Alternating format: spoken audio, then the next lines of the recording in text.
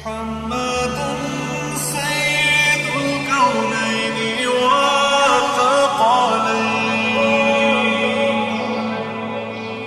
محمد سيد الكونين والثقلين والفريقين ومن مولاي صل وسلم دائما أبدا على حبيبك خير الخلق كلهم. مولاي صل وسلم دائما أبدا على حبيبك خير الخلق كلهم.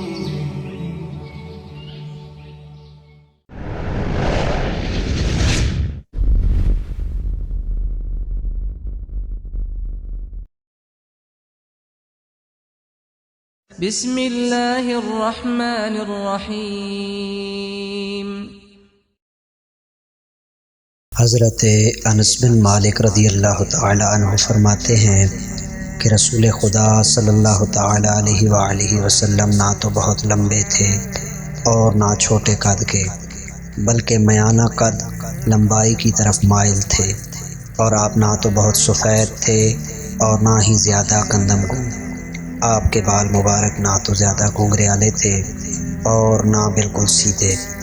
اللہ تعالیٰ نے آپ کو 40 سال کی عمر میں اعلان نبوت کا حکم دیا۔ اعلان کے بعد آپ 10 سال تک مکہ مکرمہ میں رہے اور پھر 10 سال تک مدینہ طیبہ میں رہے۔ 60 سال کی عمر میں آپ کا وصال ہوا اور اس وقت آپ کے سر اور داڑھی میں 20 بال بھی سفید نہ تھے۔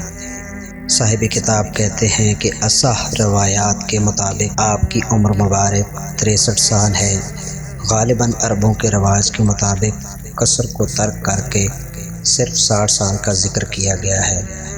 یوں ہی مکہ مکرمہ میں قیام 13 سال تھا۔